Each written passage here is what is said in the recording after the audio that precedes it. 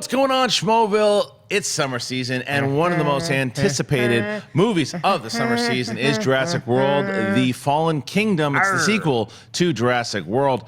Dinosaurs! Dinosaurs are back. It is, what, the fifth movie in the franchise? There's been 5 of these movies, and the first one back in 1993 owned the summer. Spielberg it's an all-time great memory for me, sitting in Carmike Cinemas, putting a tub of popcorn into my chubby little body, and I got the same tones when I saw Jurassic World. I was like, I kind of feel like I'm back here again. And then I see this movie, the lights go down, I feel like I'm back in there again. I ended up liking this movie despite the fact that it's got some issues. I didn't like it. No? Nah, I didn't like it. I think that I liked the first half a lot, actually. I think that the first half, as I was into the movie, where they're, and you see this in the trailer, when they're really on the island here, I was engaged. I thought that the opening scenes, one of the best openings, or what's best scenes in a Jurassic Park movie in a very long time, and I was hooked. And then it started to turn into a cartoon. There was stuff like the villains in this movie are so bad, and I mean, and they're so bad. It's like, I want to believe, I know I'm watching a movie, but I want to believe that these characters are real inside of this thing that I'm watching. There's this one scene, again, it's not a spoiler, it's just the line where this Russian guy goes, 20 millions! And it's a cartoon, and between that and everything that was set up, the writing of this movie is not good. If the J.A. Bayona as a director did a good job with shots and setting stuff up, but I think it's a very poorly written film. I think that the issue you have with this movie sounds to me like you liked J.A. Bayona's movie and that you maybe feel like there was a touch too much of what Jurassic World became or what the fall from Jurassic World was, or maybe even Colin Trevorrow's touch on it, because Colin Trevorrow co-wrote this movie, but J.A. Bayona is the director, and you clearly feel that, especially in the first half of the movie, because J.A. Bayona comes from a horror kind of background. You get those notes of it. This is by no means a dark movie, but there's darkness sometimes in the movie. What I like what they did with Jurassic World Fallen Kingdom is that they clearly take, like, the raptors are not the raptors from the first trilogy anymore. Now they're basically pets that you can say, oh, hey, if you train them for early enough and you have the charm of a movie star like Chris Pratt, then they can be your dog. And I like that that's the element that won me over, because we have to go back to the island, because the island is also, who knew it, an active volcano. So that would have been a problem anyway for tourists. Now that the island has been like shut down and all this stuff, there's still dinosaurs on there. So now we have the political debate as the movie opens. Do we go rescue them, or do we just let nature take its course? And I was on Team Pratt and Bryce Dallas Howard. But I think that that's the part of it that I liked, but it gets abandoned pretty fast after a certain amount in the movie. We go a very different route in the second half. It goes a different movie, and it really ruins and taints a lot of the film because of some of the dialogue in it and the way that it's set up, and there's a particular storyline that just kind of veers off into weird sci-fi, and it's like, it doesn't, like, really weird sci-fi. I know the movie in its core is science fiction, but it really is strange. It felt like a different movie. It felt like a different tone altogether. It didn't even loop into the rest of what Jurassic World was. And you mentioned the stuff about the raptors, and even that stuff wasn't even in there that much with the pet stuff. It was there when it was there, and it worked. Oh, I bought it when it was there. As did I. But it just wasn't there that much. And I'm telling you, it wasn't there as much, and they leave it alone. I saw the movie too. Well, I don't know what you're watching, because they leave it alone for a long time. Fallen Kingdom. And I will also say that there are certain bits that they repeat from other movies so many times. They keep going to the well to where, like, no, I've seen that before. And they show this in the trailer when the T-Rex comes in and does like a kind of a rescue. I've seen that before. There's so many times you could see this movie and go, I've seen that before, and it wasn't fresh. I thought Jurassic World, for what it was, the first one, it tried to do some new fun things. It played on nostalgia, but a lot of people didn't like Jurassic World. I enjoyed it for the kind of fun ride that it was. This movie just turns into something completely different.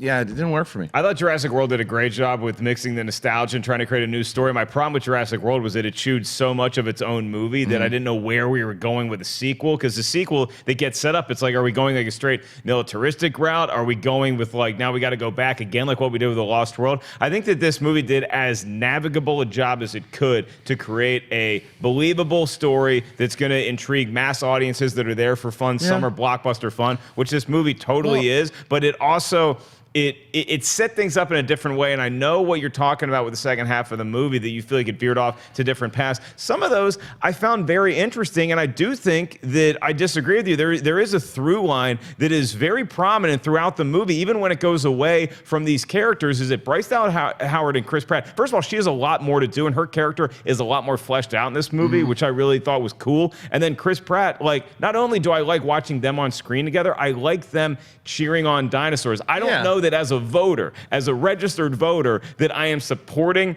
their cause to the point when I'm like, that's what we should be spending our tax dollars on, is rescuing dinosaurs. But hey, man, if you want to throw me on the boat and get me part of the adventure, I was in on it. It's not a great movie. It's a good movie, and it's something that I enjoyed watching for what it was. See, I think that's my biggest issue, and I've heard that from a lot of people. I think that Jurassic Park franchise has earned the opportunity to be more than just a popcorn movie. I think Jurassic Park, it's the fifth movie. You said it yourself, though. The first one is an all-time classic, in my opinion, but ever since then, it's like, oh, no, it's fun dinosaur blockbuster movie. But you know? I don't know. I think it should be I think it should be held to a different standard. I really do. I think Jurassic Park could do more than just being. It's not Fast and the Furious. Fast and the Furious, you just expect fun, shut your brain off, and that's not what I think Jurassic Park. But is that what Jurassic World gave you the promise of doing? No, it didn't. Jurassic World was for a sequel to Jurassic World. Then yes, you're right. It fits that overall. Like, here's some candy and some popcorn and have some fun. And that's not my big critique of the movie. I wished that I had more and a little bit more in depth. My biggest problem was because if the whole movie would have had the same exact tone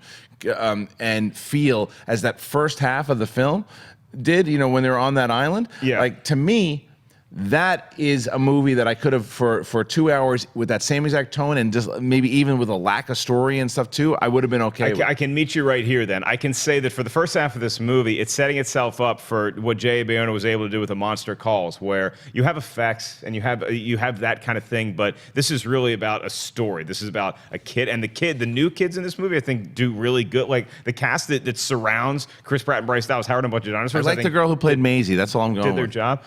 You like the name Maisie. I think that in the second half of this movie, for whatever reason, it felt less like J.A. Bayona's vision of what he would do with this movie. It's not a criticism of Colin Trevorrow, because obviously this thing is set up for a trilogy, but I think that J.A. Bayona had a chance to make a great movie, still ended up making a good movie. It started out like, oh man, I couldn't believe how much the movie locked me in the first half. And then the second half goes some ways that I think were more of a summer blockbustery kind of fun.